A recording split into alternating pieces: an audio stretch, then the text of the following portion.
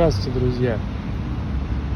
Печаль и тоска сегодня щемит мою душу. Вот пришел ко мне выражение, наверное, этой пульсации вот такой музыкальный поток, такой кусочек. И мне бы очень хотелось сыграть его гораздо лучше, гораздо детализированнее, четче. Много раз я пытался сегодня.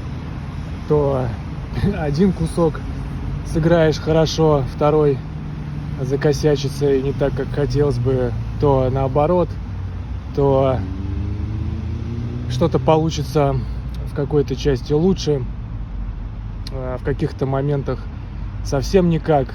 И вот взвешивая, какой из вариантов вам, так сказать, представить, выбрал вот этот.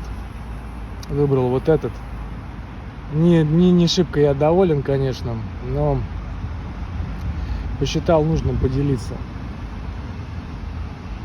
Почему печаль и тоска, друзья? Потому что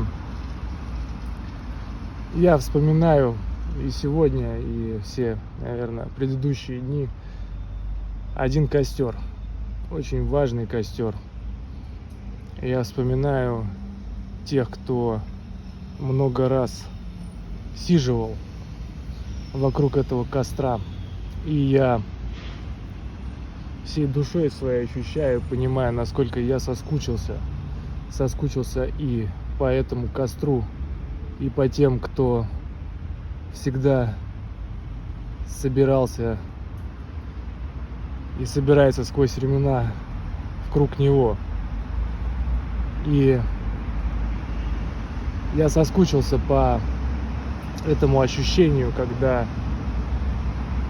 вся эта бодрая компания заходится в этом едином порыве, когда все работает вместе, как единый механизм, встретившись вновь и устраивая танец духа и стихий где-то в глубине ночного леса, на фоне потрескивающего пламени пространства, не нарушая гармонии и баланс природы, а сплетаясь вместе с ней, пронзают струны, шумят, задавая ритм, вплетаясь в общую композицию бубны и там-тамы. Кто-то подключает нежные трели, играя на дудочке, и чей-то прекрасный высокий голос затягивает эту древнюю песнь. Я очень соскучился по всем вместе и по каждому по отдельности. И я надеюсь, что и в этот раз, и в этом мире